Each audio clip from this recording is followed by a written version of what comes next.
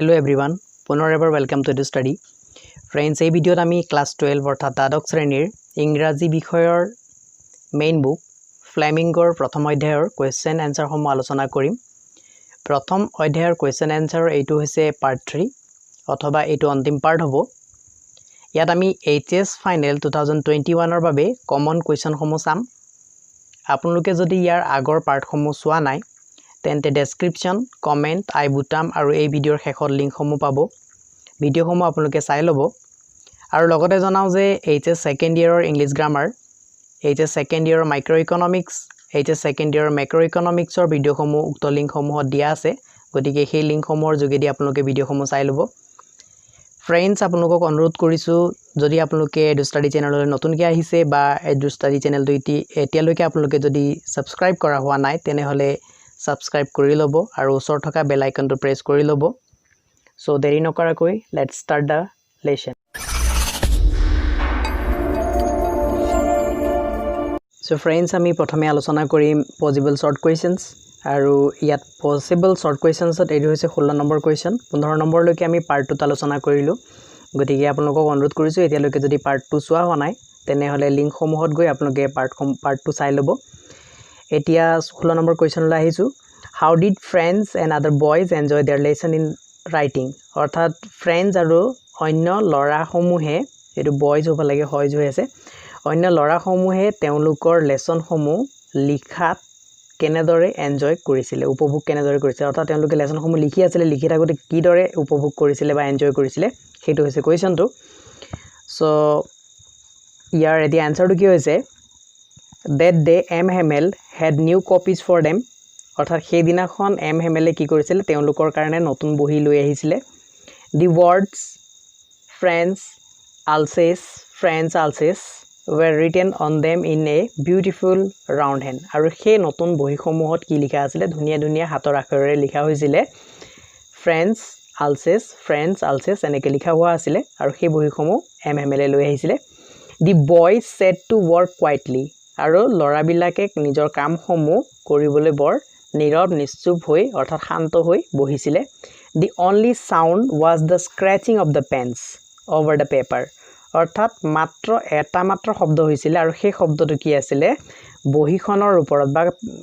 কাগজৰ ওপৰত কলম চলাৰ শব্দটো আছিল কলমৰ যেটো ঘহনি শব্দ আছিল সেই ঘহনি শব্দটো তাত পোৱা গৈছিল nobody paid any attention to the beetles who flew in আৰু কোনেও তাৰ যেটো গুবৰা উৰি আছিল সেই গুবৰাটোৰ প্ৰতি কোনেও গুৰুত্ব দিয়া নাছিল সকলোৱে লিখাত ব্যস্ত আছিল আৰু লৰাবিলাকে এনেদৰে কি কৰিছিল তেওঁলোকৰ লেসন সমূহ এনজয় কৰিছিল ইয়াত এইডখৰে আপোনালোকে আৰু এটা লাইন ইনক্লুড কৰিব পাৰে in this way friends and other boys enjoyed to ইয়াত ই লগাই দিব এনজয় যেটো আছে ইয়াত এইডখত enjoyed their lesson in writing এইডখৰ এই সেন্টেন্সটো লিখি লব পাৰে আহিছো next question number 17 লৈ এটা question number 17 ত কি বুলি কৈছে how did M Hamel feel and behave during the last lesson অৰ্থাৎ লাষ্ট লেসনৰ সময়ত M Hamel কেনে অনুভৱ কৰিছিল আৰু তেওঁ কেনে আচৰণ কৰিছিল আনসাৰ হৈছে M Hamel was solemn and gentle অৰ্থাৎ যিজন M Hamel আছিল M Hamel জন কি আছিল যথেষ্ট গম্ভীৰ আৰু তেওঁ কি হৈছিল gentle ভদ্ৰ হৈছিল he sat motionless in his chair during the writing lesson অৰ্থাৎ যেতিয়া writing lesson চলি আছিল তেওঁলোকৰ যেতিয়া লিখিত কাম চলি আছিল লিখা সময়ত তেওঁ কি কৰিছিল sat motionless অৰ্থাৎ গতিহীন ভাবে বহি আছিল in his chair তেওঁৰ নিজৰ চকীখনত কি হৈছিল গতিহীন ভাবে বহি আছিল he gazed at one thing or the other তেওঁ কি কৰিছিল কিবা এটাৰ ফালে বা অন্য কিবা এটা ফালে ৰ লাগি বা থৰ লাগি তেওঁ চাই ৰৈছিল perhaps he wanted to fix in his mind how everything looked in that little school room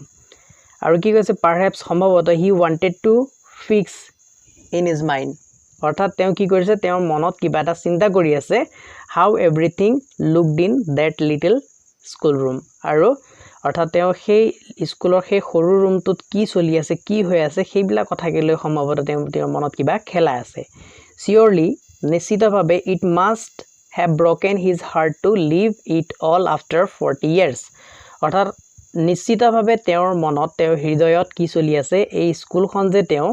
40 বছৰ কাম কৰাৰ পিছত এতিয়া এৰি থৈ গুচি যাব লাগিব গতিকে তেওঁ অন্তৰখনত কিবা এটা নিশ্চয় চলিছে অৰ্থাৎ তেওঁৰ অন্তৰখন ভাগি পৰিছে হেতু আছিল কোৱেশ্চন নম্বৰ 17 এতিয়া হৈছে কোৱেশ্চন নম্বৰ 18 লৈ কোৱেশ্চন নম্বৰ 18 ত কি কোৱা আছে যে what happened when the school in history was over অৰ্থাৎ কৈছে যে যেটো হিষ্ট্ৰি তেওঁলোকৰ লেসন আছিল সেই হিষ্ট্ৰি লেসনটো শেষ হোৱাৰ পিছত কি ঘটিছিল কি হৈছিল after the lesson in history was over অৰ্থাৎ হিষ্ট্ৰি লেসনটো শেষ হোৱাৰ পিছতে the babies chanted their ba be bi bo bu অৰ্থাৎ বেবিজ সকলে অৰ্থাৎ তাৰ যিখিনি শিশু আছিল সেই স্কুলখনৰ সেই স্কুলৰ শিশু বিলাকে কি কৰিছিল তেওঁলোকে এই শব্দবিলাক কৰিছিল ফ্ৰান্সৰ এই লেটাৰ আছিল সম্ভৱতঃ বা শব্দ আছিল সেইবিলাক তেওঁলোকে কৰিছিল এইখিনি ভালকে মনত ৰাখিব লাগিব old houser who was sitting at the back of the room আৰু সেই বুঢ়া হাউচাৰজন যিজন কি কৰি আছিল sitting at the back of the room ৰুমৰ একেবাৰে পিছফালে বহি আছিল তেওঁ had put on his spectacles তেওঁ কি কৰিছিল তেওঁ চশমাজোৰ পিন্ধি লৈছিল he was holding his primer in both hands আৰু তেওঁৰ লগত যি primer আছিল হেয়া দুইখন হাতেৰে তেওঁ ধৰি ৰাখিছিল and he was spelling the letters with the babies আৰু সেই লেটাৰ সমূহ অৰ্থাৎ ইয়াত আখৰ বুলিয়ে কৈছে লেটাৰ বুলিয়ে কৈছে এইখিনি বা বেবি বু বু এনেকৈ আছে এইখিনি লেটাৰ বুলিয়ে কৈছে গতিকে সেই আখৰ সমূহ তেওঁ কি কৰিছিল বেবি বিলাকৰ লগতে যেনেকৈ সেই কেঁচুৱা বিলাকে বা শিশু সকলে যেনেকৈ মাতি আছিল তেওঁলোকে স্পেলিং কৰি আছিল বানান কৰি আছিল সেই ওল্ড হাউচাৰ জনেও তেনেকৈ বানান কৰি আছিল এইখিনি আছিল পসিবল শৰ্ট কোৱেশ্চনছ অৰ্থাৎ পৰীক্ষালৈ সম্ভাৱনা থকা 2021 ৰ হায়াৰ সেকেন্ডাৰী সেকেন্ড ইয়াৰ আহিব লগা শৰ্ট কোৱেশ্চনছ সমূহ আৰু সেকেন্ড পাৰ্টতো আমি এইখিনি উল্লেখ কৰিছো ইয়াৰ টোটাল হৈছে 18টা এইখিনি হৈছে আৰু ইয়াৰ পিছত আমি লং কোৱেশ্চন আলোচনা কৰিম লং কোৱেশ্চনত কি আছে লং কোৱেশ্চন প্লাস প্ৰিভিয়াস ইয়াৰ্স কোৱেশ্চনছ বুলি কৈছো অৰ্থাৎ এইখিনি দীঘলীয়া কোৱেশ্চন আছে এইখিনি পসিবল আছে অহাৰ why was friends scared that day what did he see on his way to school and how did he get to his desk অৰ্থাৎ কৈছে why was friends scared that day সেইদিনাখন ফ্ৰেন্ডে কিয় ভয় খাইছিলে what did he see on his way to school অৰ্থাৎ স্কুললৈ যোৱাৰ পথত তেওঁ কি দেখিছিলে and how did he get to his desk আৰু তেওঁ নিজৰ ডেস্কত কেনেকৈ গৈ পাইছিল অৰ্থাৎ তেওঁ নিজৰ ডেস্কখনলৈ যাবলৈ তেওঁ কি কৰিছিলে বা কেনেকৈ গৈছিলে হেতু হৈছে কোৱেশ্চন আইছো এনসাৰ হলো এনসাৰ কৈছে friends was scared that day সেইদিনাখন ফ্ৰেন্ডে ভয় খাই আছিল কিয় ভয় খাইছিল বুজিছে তাৰ এনসাৰটো এইটো হৈছে আৰু এনসাৰ সমূহ প্যাৰাগ্ৰাফ চেঞ্জ কৰি লিখিব লাগিব যদি একেটা কোৱেশ্চনতে দুটা তিনিটা কোৱেশ্চন হাঙুৰ খাই থাকে তেতিয়া কোৱেশ্চন সমূহ আমি প্যাৰাগ্ৰাফ চেঞ্জ কৰি লিখিম গতিকে ইয়াত প্যাৰাগ্ৰাফ চেঞ্জ কৰি লিখিছো প্ৰথমটো কোৱেশ্চন আনসাৰ ইয়াত হৈছে friends was scared that day because ফ্ৰেন্ডে সেইদিনাখন ভয় খাই আছিল কাৰণ কিয় M Hamel had said that M হেমেলে কৈছিলে যে he would question them on participles অৰ্থাৎ তেওঁ কি কৰিব তেওঁলোকক কোৱেশ্চন সুধিব প্ৰশ্ন সুধিব কিহৰ ওপৰত পাৰ্টিসিপলছৰ ওপৰত প্ৰশ্ন সুধিব he did not know নটো কাৰেক্ট হয় anything about participles তেওঁ participalesৰ বিষয়ে একো জনা নাছিলে অৰ্থাৎ নাজানিছিলে friends was not good at learning কাৰণ আছিল friends পঢ়াত হিমান ভাল নাছিলে সেই কাৰণে কি হৈছিল ফ্ৰেন্ডে ভয় খাইছিল এইটো হৈছে তাৰ আনসাৰ তাৰ পিছত কি কৈছে what did he see on his way to school অৰ্থাৎ তেওঁ স্কুললৈ যোৱাৰ পথত কি দেখিছিলে তাৰ আনসাৰটো হৈছে on his way to school তেওঁ স্কুললৈ যোৱাৰ পথত he found that তেওঁ দেখিছিলে কি that the day was warm and bright দিনটো কি আছিল যথেষ্ট পোহৰময় আছিল অৰ্থাৎ সেই দিনটো কি আছিল সূৰ্যৰ পোহৰ প্ৰখৰভাৱে আছিল আৰু কি আছিল উজ্জ্বল বতৰ আছিল হেতু কৈছে অৰ্থাৎ ধুনিয়া এটা ৰ'দ দিয়া বতৰ এটা আছিল ফৰকাল বতৰ যাক কোৱা হয় অসমীয়াত গতিকে ফৰকাল বতৰ আছিল the birds were chirping at the edge of the woods আৰু কাষতে থকা হাবিৰ পৰা চৰাই চিৰিকটি মাত ভাহি আহিছিল the Prussian soldiers were drilling in the open fields আৰু Prussian soldier বিলাকে সৈনিক বিলাকে কি কৰি আছিল ওচৰতে থকা খালি পথাৰখনত ড্ৰিলিং কৰি আছিল তেওঁলোকে ড্ৰিলিং কৰি আছিল মাৰ্চ পেট কৰি আছিল there was a crowd in front of the bulletin board আৰু bulletin boardৰ সন্মুখত কি আছিল এটা ডাঙৰ ভিৰ আছিল near the town hallৰ ওচৰত থকা যেটো bulletin board আছিল সেই bulletin boardৰ কাষতে তাৰ ফ্ৰন্টত অৰ্থাৎ তাৰ সন্মুখত যথেষ্ট ভিৰ আছিল Friends found the schoolroom unusually quiet as it remains on Sunday. আৰু ফ্ৰেণ্ডছে যেতিয়া স্কুলখনৰ ওচৰলৈ গৈ পাইছিলে তেতিয়া স্কুলৰ ৰুমবিলাক সম্পূৰ্ণ নীৰৱ পাইছিলে স্কুলৰ ৰুমবোৰ যথেষ্ট শান্ত পাইছিলে যেনেদৰে দেওবাৰৰ দিনটোত থাকে সেইটো তেওঁ ৰাস্তাত দেখিছিলে তাৰ এনসাৰটো তাৰ পিছত আৰু এটা আছে how did he get to his desk তেওঁ নিজৰ ডেস্কলৈ কেনেকৈ গৈ পাইছিলে এটা কৈছে যে friends had hoped to get to his desk unseen during the commotion অৰ্থাৎ ফ্ৰেণ্ডছে প্ৰথমে ভাবিছিলে যে তেওঁ দেৰি হৈছে গতিকে তেওঁ কোনেও নেদেখাকৈ হুলস্থুলৰ মাজতে কি কৰিব নিজৰ ডেস্কত লাহেকৈ গৈ বহিব তেনেকৈ তেওঁ আশা কৰি গৈছিলে but that day it was very quiet কিন্তু সেই দিনাখন কোনো হুলস্থুল নাছিলে কোনো কমোশন নাছিলে গতিকে কি হ'ল তেওঁ so friends had to open the door friends open তেওঁৰ দৰজাখন বা দুৱাৰখন খুলিব লগা হৈছিল and go in before everybody আৰু সকলোৰে সন্মুখেদি তেওঁ যাব লগা হৈছিল he blushed as he was late তেওঁ ভয় খাই আছিল কাৰণ তেওঁ দেৰি হৈছিল তেওঁৰ he was frightened that the teacher might rebuke him তেওঁ ভয় খাইছিল এটো কাৰণে যে শিক্ষকে তেওঁ কেতিয়া কি কৰিব গালি দিব পাৰে but M Hamel spoke kindly to him that day কিন্তু সেই দিনাখন M Hamel তেওঁৰ লগত যথেষ্ট দয়ালুভাৱে বা যথেষ্ট নম্ৰতাৰে তেওঁৰ লগত কথা পাতিছিল হেতু আছিল কোৱেশ্চন নম্বৰ 1 আৰু তাৰ আনসাৰ সমূহ আৰু এইখিনি লিখিলে যথেষ্ট হ'ব আৰু এই কোৱেশ্চনটো 2021 ৰ HS ফাইনেলত অহা সম্ভাৱনা যথেষ্ট আছে আহিছো নেক্সট কোৱেশ্চনলৈ সো फ्रेंड्स নেক্সট কোৱেশ্চনলৈ যোৱাৰ আগতে আপোনালোকক এটা অনুৰোধ জনাইছো যে আমাৰ আৰু এটা ইউটিউব চেনেল আছে হেতু হৈছে এডু ষ্টাডি টেকনিক্যাল ইয়াত টেকনিক্যাল ভিডিওসমূহ আপলোড কৰা হয় আপোনালোকৰ মোবাইলৰ বিভিন্ন সমস্যাসমূহ বা সফটওয়্যাৰ বিভিন্ন সমস্যাসমূহ লগতে ইউটিউবৰ লগত জড়িত বিভিন্ন টেকনিক্যাল জ্ঞানসমূহ এডু ষ্টাডি টেকনিক্যালৰ যোগেদি দিয়া হয় গতিকে এই চেনেলটো মোৰে চেনেল হয় আশা কৰিছো আপোনালোকে চেনেলৰ লিংক ডেসক্ৰিপচনত দিয়া থাকিব আৰু লগতে আই বুটাম যেটো আছে সেই আই বুটামতো দিয়া থাকিব তাৰ যোগেদি চেনেলটো সাবস্ক্ৰাইব কৰি থয় আৰু ইয়াৰ ভিডিওসমূহ লাইক কৰে যেন আৰু আপোনালোকে চাই সকলোৰে দৈনন্দিন জীৱনত প্ৰয়োজন হোৱা টেকনিক্যাল হেল্প ইয়াত আপোনালোকে পাব চেনেলটো জৰিয়তে গতিকে হেখিনি কৰিব বুলি আশা ৰাখিলো আহিছো নেক্সট কোৱেশ্চনলৈ question number 2 What order had been received from Berlin that day সেই দিনাখন বাৰ্লিনৰ পৰা কি আদেশ আহিছিল What effect did it have on the life at school আৰু এই যেটো অৰ্ডাৰ আহিছিল বাৰ্লিনৰ পৰা তাৰ প্ৰভাৱ স্কুলীয়া জীৱনত কেনেকৈ পৰিছিল সো फ्रेंड्स এইখিনিতে আৰু এটা কথা কওঁ যে what order had been received from Berlin that day এটো কোৱেশ্চন ঠিক আছে এই কোৱেশ্চনটো কি হ'ব পাৰে ইয়াত ইফেক্ট বুলি কৈছে চেঞ্জ বুলিও আহিব পাৰিব ইয়াত ইফেক্ট নাহি চেঞ্জ বুলি what changes did it have on the life at school এনেকৈ থাকিব পাৰে आंसर একেটাই হ'ব এইখিনি आंसरे হ'ব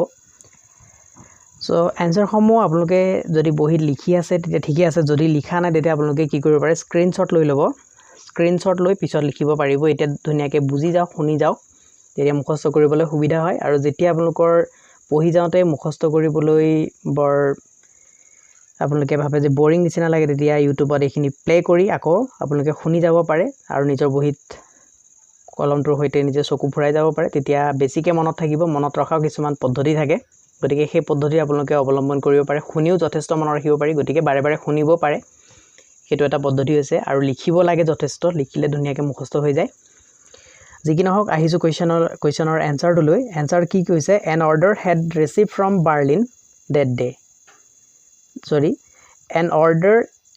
had been received from Berlinৰ পৰা এটা আদেশ পোৱা গৈছিল that যে only German would be taught in the schools of Alsace and Lorraine যে Alsace আৰু Lorraineৰ স্কুলসমূহত কেৱল জাৰ্মানীহে শিকাব লাগে অন্য ভাষা শিকাব নালাগে অৰ্থাৎ ফ্ৰান্স ভাষা শিকাব নালাগে সেই অৰ্ডাৰটো আহিছিল তাৰ ইয়াত প্ৰথমটো যেটো পাৰ্ট আছিল কোৱেশ্চনটো তাৰ আনসাৰ হৈছে এটো সো এতিয়া চাইছো আমি সেই অৰ্ডাৰটোৰ যেটো ইফেক্ট আছিল বা এফেক্ট আছিল বা আৰু চেঞ্জ আছিল কি চেঞ্জ আনিছিল স্কুলীয়া জীৱনত this order had far reaching effects on life at school অৰ্থাৎ স্কুলৰ যেটো জীৱন আছিল স্কুলীয়া জীৱনত কি কৰিছিল সেই অৰ্ডাৰটো সেই আদেশটো বাৰ্লিনৰ পৰা যেটো জাৰ্মানী পঢ়াবৰ কাৰণে জাৰ্মান ভাষা পঢ়াবৰ কাৰণে শিকাবৰ কাৰণে যেটো আদেশ আহিছিল সেই আদেশৰ কি আছিল এটা ফাৰ ৰিচিং ইফেক্টছ আছিল এটা বৰ সুদূৰ প্ৰসাৰী এটা প্ৰভাৱ আছিল বৰ ডাঙৰ প্ৰভাৱ এটা আছিলে কি আছিল প্ৰভাৱটো M Hamel who had been teaching French at the village school for the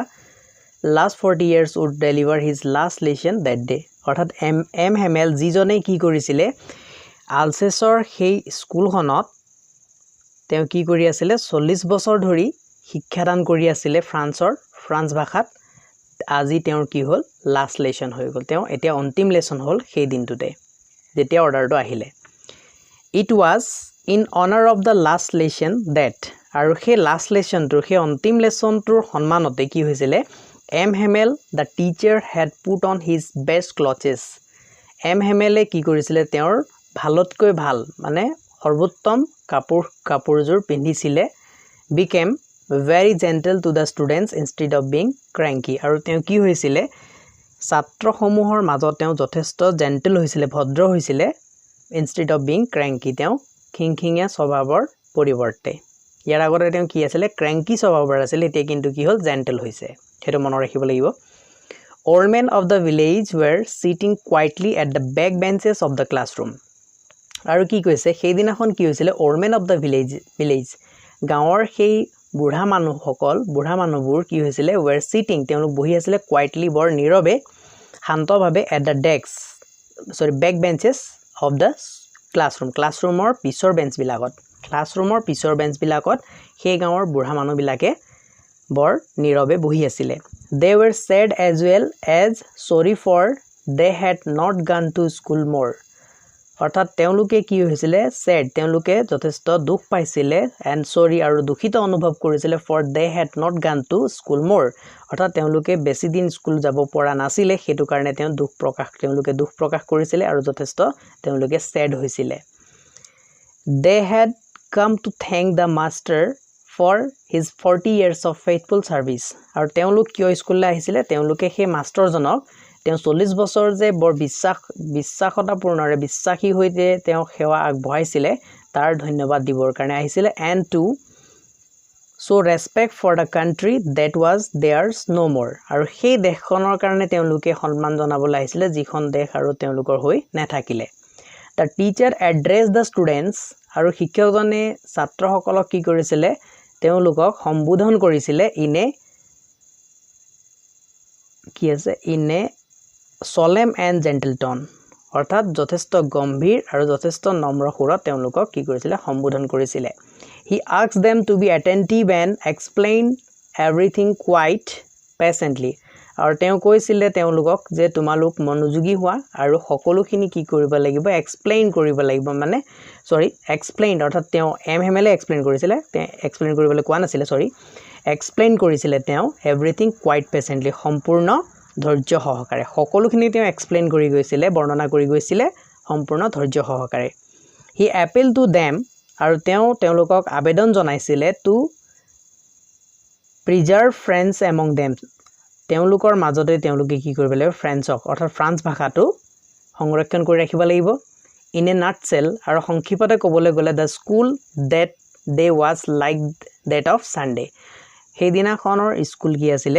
সম্পূৰ্ণৰূপে সানডেৰ নিচিনা হৈ পৰিছিল অন্য দিনা বহুত গ্ৰেট বাষ্টল হৈ থাকে অৰ্থাৎ বৰ হুলস্থুল হৈ থাকে কিন্তু সেইদিনা হুলস্থুল হোৱা নাছিল ভেৰি কাৰ্ম আছিল যথেষ্ট শান্ত আছিল কোৱাইট আছিল নীৰৱ আছিল solemn গম্ভীৰ হৈছিল as if nobody was there এনে অনুমান হৈছিল যে তাত কোনো ব্যক্তি নাই স্কুলত তেনে অনুমান হৈছিল আইছো নেক্সট কোৱেশ্চনৰ লং কোৱেশ্চনছ বুলি ইয়াত আছে আৰু লং কোৱেশ্চনছত কি আছে একচুয়ালি একে কোৱেশ্চনে হয় 3 নম্বৰ কোৱেশ্চন এটো why the lesson called the last lesson এইটো আহিছিল HS ফাইনাল 2014 ত কোৱেশ্চনটো আৰু আগৰ কোৱেশ্চন বিলাকো আহিছিল মই তাত মেনশন কৰিবলৈ থাকি গৈছিল এখিনি মেনশন কৰি দিছিল যেতিয়া মই টাইপিং কৰি আছিল তেতিয়া মনত পৰি গৈছিল আৰু গতিকে মই হেখিনি চাই ইয়াত মেনশন কৰিলো আগৰখিনি মেনশন কৰিবলৈ থাকি গৈছিল যিখিনি আপোনালোকক ইয়াত দিছো গুটেখিনি ইম্পৰ্টেন্ট কোৱেশ্চন ভালদৰে চাব ভালদৰে মনোযোগ দিব পৰীক্ষাত নিশ্চয় ভাল নম্বৰ পাব what do you think is the theme of the story the last lesson বা কোৱেশ্চনটো এনেকৈ সুধিব পাৰে what do you think is the theme of the story the last lesson অৰ্থাৎ এই ষ্টৰীটোৰ থিম কিয় the last lesson হল তাৰ বিষয়ে তুমি কি ভাবা বা why the lesson called the last lesson নতুবা লেসনটো কিয় লাষ্ট লেসন বুলি কোৱা হৈছিল এনেকৈ কোৱেশ্চন কৰা হৈছে তাৰ আনসাৰ হিচাপে কি আছে an order came from Berlin to impose German language on the French speaking people in the district of Alsace and Lorraine অৰ্থাৎ কি কৈছে যে বাৰ্লিনৰ পৰা এটা আদেশ আহিছিলে যে আলছেছ আৰু লৰেন অঞ্চলত যিমান বিলাক ফ্ৰেঞ্চ স্পিকিং পিপল আছে অৰ্থাৎ ফৰাসী ভাষা কোৱা লোকসকল আছে কি কৰিব লাগে তেওঁলোকৰ জাৰ্মানী ভাষা তেওঁলোকৰ ওপৰত প্ৰয়োগ কৰিব লাগে এমহেমেল was the French teacher of Alsace and he was giving his last French lesson in that place আৰু এমহেমেল কি আছিল এজন ফৰাসী শিক্ষক আছিল আলছেছৰ আৰু তেওঁ কি কৰি আছিল giving his last French lesson in that place আৰু সেই প্লেসটোত সেই ঠাইটোত সেই অৰ্ডাৰটো অহাৰ পিছত তেওঁ কি কৰি আছিল তেওঁৰ লাষ্ট ফৰাসী লেসনটো তেওঁলোকক বুজাই আছিল পঢ়াই আছিল from the next day পিছদিনাখনৰ পৰা the new teacher would come to that place to teach German language আৰু পিছদিনাখনৰ পৰা কি হ'ব এজন নতুন শিক্ষক আহিব সেই ঠাইলৈ যিজনে কেৱল জাৰ্মান ভাষাহে শিকাব so the lesson on French language taught by M. Hamel that day is named the last lesson সেই কাৰণে সেই দিনাখন M. Hamelৰ দ্বাৰা ফৰাসী ভাষাৰ যেটো লেসন শিকোৱা হৈছিল যেটো পাঠ শিকোৱা হৈছিল সেই পাঠটোকে কি বুলি কোৱা হৈছিল হেতুকে লাষ্ট লেসন বুলি কোৱা হৈছিল The theme of the story, the last lesson is linguistic chauvinism of the proud conquerors and the pain that is inflicted on the people of a territory by them by taking away the right to study or speak their own language and thus make them aliens in their own land of birth. অৰ্থাৎ এই যেটো story আছে এই story যেটো theme the last lesson বুলি কোৱা হৈছে হেতু হৈছে এটা কি ভাষাগত চৌবিনিজম অৰ্থাৎ ভাষাগত অতিভক্তি আছিলে of the proud conquerors যিসকল গৌৰৱী বা অহংকাৰী যি বিজেতা আছিলে আনৰ ওপৰত জয় লাভ কৰা ব্যক্তিসকল আছিলে তেওঁলোকৰ and the pain that is inflicted on the people of a territory by them আৰু তেওঁলোকৰ দ্বাৰা যিখিনি টেৰিটৰি যিখিনি অঞ্চল তেওঁলোকে নিজৰ অধীনস্থ কৰিছিলে তাৰ মানুহখিনি যেটো দুখ আছিলে সেই দুখটো ইয়াত দাঙি ধৰা হৈছে by taking away the right তেওঁলোকৰ দুখ কি আছিলে by taking away the right to study or speak their own language তেওঁলোকৰ নিজৰ ভাষাটো তেওঁলোকৰ পৰা কি কৰা হৈছে তেওঁলোকৰ অধিকাৰটো কাহিনী হৈছে কি অধিকাৰ আছিল তেওঁলোকৰ নিজৰ ভাষাটো তেওঁলোকে ষ্টাডি কৰিব নোৱাৰিব অধ্যয়ন কৰিব নোৱাৰিব বা তেওঁলোকে ক'ব নোৱাৰিব সেই অধিকাৰটো তেওঁলোকৰ পৰা কাহিনী হৈছিল and thus make them aliens in their own land of birth অৰ্থাৎ তেওঁলোকৰ নিজৰ জন্মভূমিতে তেওঁলোক কি হৈ পৰিলে এলিয়েন্স হৈ পৰিলে অৰ্থাৎ বিদেশী হৈ পৰিছিল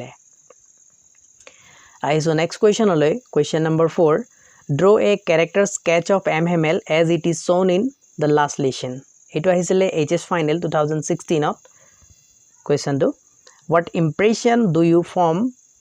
of M. Hamel on the basis of your study of the story the last lesson অৰ্থাৎ আমি কি কৰিব লাগিব যে লাষ্ট লেসনত M. Hamelৰ যিজন লাষ্ট লেসনৰ M. Hamel আছিল তেওঁ ক্যাৰেক্টাৰ স্কেচ কৰিব লাগে অৰ্থাৎ তেওঁ চৰিত্ৰৰ বৰ্ণনা কৰিব লাগে কেনে ধৰণৰ চৰিত্ৰ হয় M. Hamel what impression do you form of M. Hamel on the basis of your study the story the last lesson অৰ্থাৎ the story last lesson তো তুমি পঢ়িলা তাৰ পৰা তুমি M. Hamel কেনে ধৰণৰ ব্যক্তি বা কেনে ধৰণৰ অনুপ্ৰেৰণা লাভ কৰিলা হেতু হৈছে কোৱেশ্চনটো সো আনসাৰ হিচাপে কি আছে M. Hamel is an experienced teacher M. Hamel এজন কি আছিল যথেষ্ট এক্সপেৰিয়েন্স এজন শিক্ষক আছিল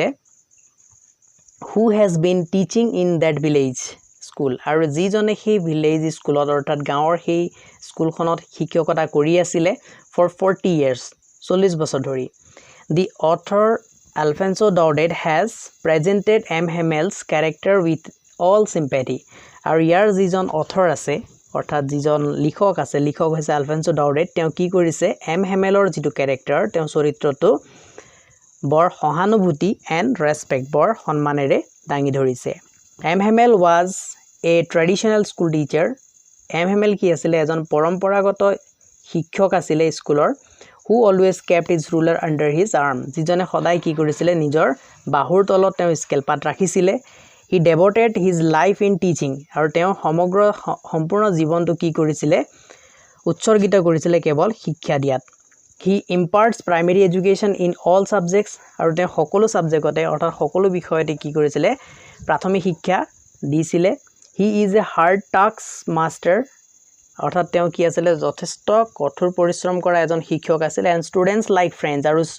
ফ্ৰেন্ডৰ দৰে ছাত্ৰসকল who are not good learners যিসকল ভাল শিকাৰু নাছিলে অৰ্থাৎ ভাল ষ্টুডেন্ট নাছিলে are in great dread of being scolded by him যে তেওঁ গালি দিব বুলি তেওঁলোকে যথেষ্ট ভয় কৰিছিল তেওঁক But this character of M. Hamel has changed after the order to teach German in the school of Alsace and Lorraine. অৰ্থাৎ যেতিয়া বাৰ্লিনৰ পৰা আলছেছ আৰু লৰেনৰ স্কুলসমূহত কেৱল জাৰ্মানী ভাষাটোৱে শিকোৱা হ'ব বা শিকাব লাগিব বুলি আদেশ আহিলে তেতিয়া এই ক্যাৰেক্টাৰটো এম হেমেলৰ এই ক্যাৰেক্টাৰটো সম্পূৰ্ণৰূপে সলনি হৈ গ'ল A strict teacher became extra soft and gentle. এজন যথেষ্ট কঠোৰ শিক্ষক কি হ'ল তেওঁ বৰ কোমল অন্তৰৰ আৰু যথেষ্ট ভদ্ৰ হৈ পৰিলে towards his students. অৰ্থাৎ তেওঁৰ ছাত্ৰসকলৰ প্ৰতি. So the latest order of the Prussian conquerors upset him. অৰ্থাৎ প্ৰুছিয়ান সকলে যেটো জয়লাভ কৰিলে তেওঁলোকৰ বিজয়ৰ সেই খবৰটো তেওঁক যথেষ্ট দুখী কৰি তুলিলে তেওঁ যথেষ্ট দুখ পাইছিলে কথাটোত He has to leave the place forever. তেওঁ চিৰদিনৰ কাৰণে সেই ঠাইটুকুৰা এৰিব লাগিব and feels heartbroken আৰু যথেষ্ট তেওঁ অন্তৰত দুখ পাইছিলে He feels sad but exercises self control আৰু তেওঁ যথেষ্ট দুখ পাইছিলে কিন্তু নিজৰ ওপৰত যথেষ্ট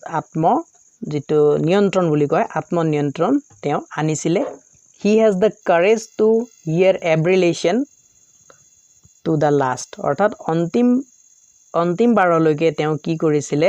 প্ৰত্যেকটো লেসন শুনিবৰ কাৰণে তেওঁ সাহস আছিলে His performance during the last lesson is exemplary অৰ্থাৎ